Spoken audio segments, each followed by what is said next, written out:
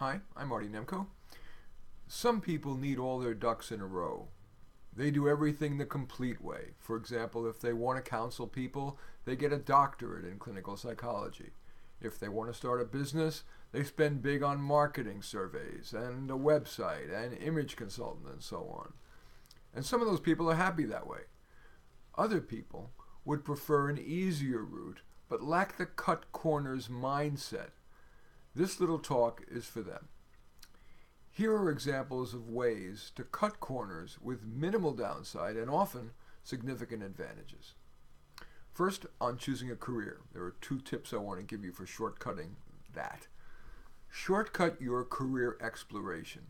Months, let alone years of exploration before choosing a career is usually unnecessary.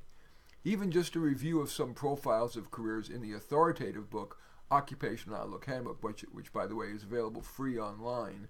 Just Google Occupational Outlook Handbook, or the more subjective profiles in my book, Careers for Dummies, may be wiser than extended mulling, which delays your starting of your career.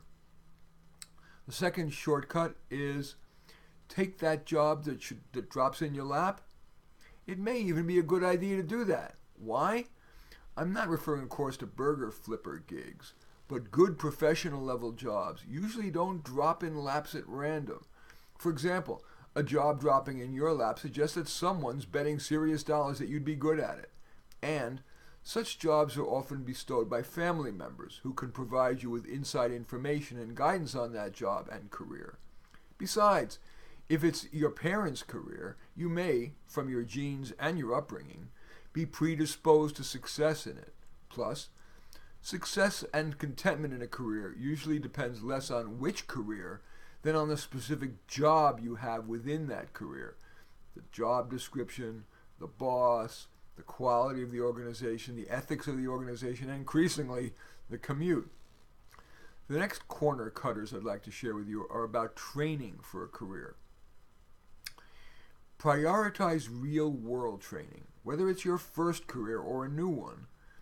The reflexive decision to prepare for that career via a university degree may be unnecessarily expensive and time-consuming.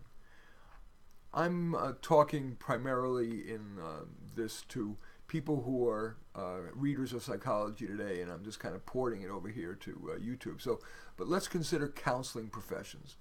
If you decide to be, say, a psychotherapist, you're required to complete long training that, alas, too often is longer on theory than on practice. If instead you cut a corner and become a coach or a consultant or an advisor, the training programs are far shorter and more practical. And apart from formal training, you can efficiently learn much of practical value with Google-searched articles and YouTube videos that are done by master practitioners. For example, there's a whole bunch on psychotherapy.net, and by apprenticing with and getting supervised with masters of the practice. Your training can be particularly effective if you're willing to commit to being a specialist. For example, under-the-radar niches include sexual violence survivors, interracial relationships, men's issues, and postmenopausal depression. Focus your career preparation on learning best practice within a manageable size niche, and you may be as or more effective as are many PhD wielders.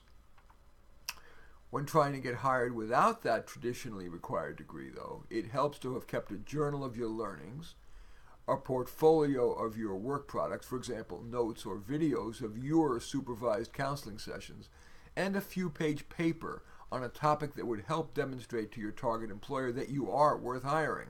For example, it might be called 5 Best Practices in Counseling Men with Depression. The next set of corner cutters is for on the job. Eschew excess dues paying. It's axiomatic that you need to pay your dues, but that's an axiom I question. Too often, people pay dues for too long, being taken advantage of by an unfair boss.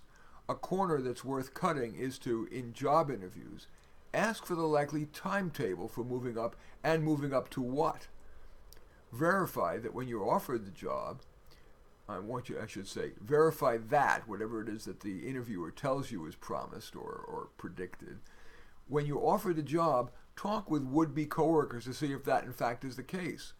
On the job, if it turns out you're forced to pay undue dues and you think you're ready for advancement, speak up. And unless things change quickly, talk's cheap. Start looking for a more career-launching job.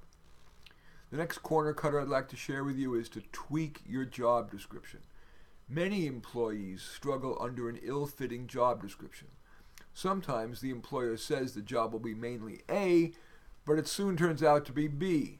Again, assertiveness is required lest you risk failure and unhappiness. A helpful corner cutter is to make a crisp request to replace tasks that you're weak at or dislike with those that you prefer. Another corner cutter for on the job: don't always do your best. The traditional advice to always do your best is wrong. A corner cutter that serves both you and your employer is to press the gas pedal only as is appropriate for that task. Some tasks require pedal to the metal, while others need just a little gas. And finally, a corner cutter about self-employment. When starting a business, ducks in a row types do thorough marketing surveys, make elaborate business plans, they spend a fortune on a storefront or a website, blah, blah, blah. They burn lots and lots of time and money that often causes that business to fail. Instead, choose a business that is tailor-made for corner cutting, one that won't require all that to make a good living. For example, pick an ultra-narrow niche where the competition isn't so great, so you needn't have an expensive marketing survey to validate your career choice, nor a gorgeous veneer to attract customers that are willing to pay well for your product or service. That lack of competition could be in what you offer. For example, being a therapist specializing in transgendered people in the South. Or the lack of competition could derive from choosing a low-status business which would attract few Harvard or Stanford graduates, for example, starting an industrial cleanup firm. The takeaway: excess perfectionism is an under-discussed cause of career failure. Perhaps this little talk will help you decide when the wise move is to cut corners. Thank you for watching. I'm Marty Nemko.